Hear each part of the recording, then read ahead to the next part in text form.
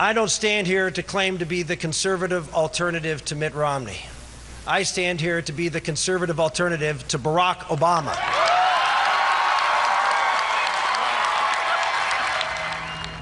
Rick Santorum celebrating his victory in 3 Republican state contests on Tuesday as he sweeps the vote in Missouri, Minnesota, and Colorado. The wins inject new life into Santorum's campaign for the White House. Mitt Romney came in second in 2 races, but was third in Minnesota behind Ron Paul, raising questions about his appeal with conservatives. So let's go to our guests right now, Boris Epstein, founder and principal of Strategy International, and Vince Morgan, Democratic candidate for Congress in New York.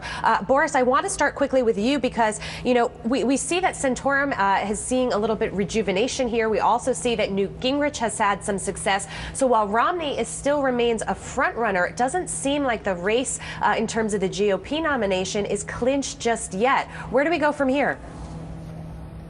It's not clinched just yet. These are the dog days of the Republican election right now, the Republican primary. Much like in baseball, you have the dog days of summer from mid-July to late August. These are the dog days until Super Tuesday. From now till Super Tuesday, things will pop up and down, but really Super Tuesday is going to be the time, just like last time around 2008, when the Republican presidential primary is decided and Mitt Romney will be the eventual nominee. All right, and Vince, I want to bring you in because we're talking about this. It's still a very much ununited Republican Party. How much does the infighting that we see now amongst the candidates hurt the person who's finally selected as the nominee that goes up head-to-head with Barack Obama? Well, it's going to hurt him substantially. Mitt Romney has a big problem, and that's Mitt Romney. He's being cast as the villain in this race, and you can't win the presidency of the United States when you're the villain. This is America, and we're looking for somebody who can lead us and challenge us, and the Republicans just don't have a candidate. So this race is going to continue to hurt Mitt Romney in the general election, and I do think he's ultimately going to be the nominee, but he's going to be very, very wounded going into that general election.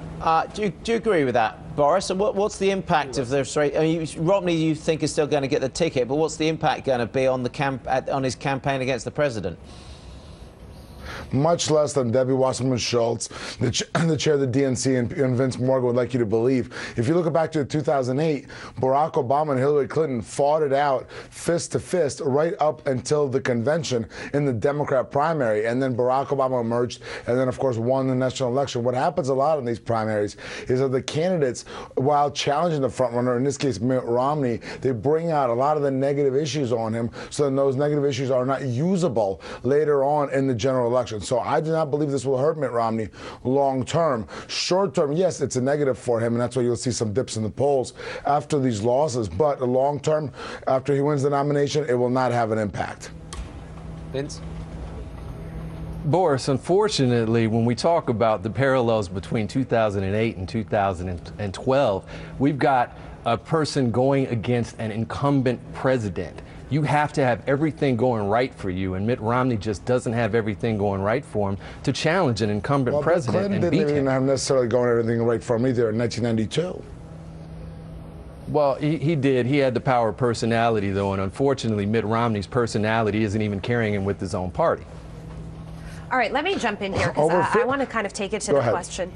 A question of vice president as well, right? Because eventually we're going to see it emerge, and if Mitt Romney does in fact get the nomination, he's going to have to choose a vice president. Gingrich doesn't seem like it's going to be an interesting pair-up for him, but does Santorum have any sort of stake in the game here? I think the Santorum's, credit, and to his credit, is going up. His status is going up in the Republican Party, so it may be a sensible choice for him because his popularity is the thing that everybody cites that carried him to those victories yesterday. Boris, what's your thought on that? The problem with Santorum is that in his home state of Pennsylvania, he lost by double digits in the last time he ran in the statewide election. Pennsylvania, of course, a very important swing state. You're looking at somebody like a Marco Rubio who's been very successful in Florida, carry that swing state. He'd be a much more attractive candidate. He's also very conservative, has those bona fides. And again, to Vince's point earlier, Barack Obama was opposed by over 50% of his own party last time around again. So let's not turn a primary contest into something more than it is, into some Republicans like you one candidate, but most Republicans are going to come out, vote for Mitt Romney, and he'll be the nominee.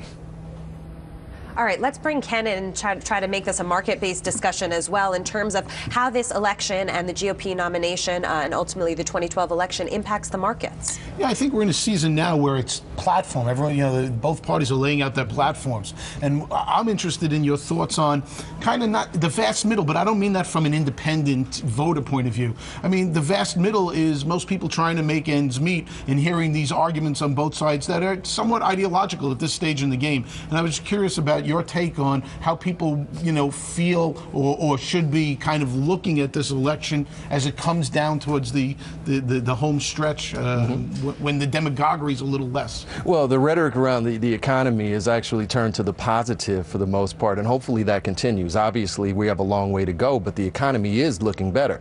Polls are showing that Barack Obama's approval rating is up in the country, too, as people start feeling better about the economy. I think the markets are more stable when it comes to understanding sort of the devil that they know. So whether they like Barack Obama or not, the consistency of having a president that they're familiar with and they know what his policies are much more satisfying and solid for the markets as opposed to somebody who's new and unexpected. And that's a great point because the markets just don't like uncertainty. That we know. But unfortunately, we're going to have to leave the conversation here. Ken came in, of course, is going to stay with us. But thank you so much to our guests, Vince Morgan and Boris Epstein, for giving us their insight on the elections. Ross, back over to you. Okay, just a reminder, we've had some news.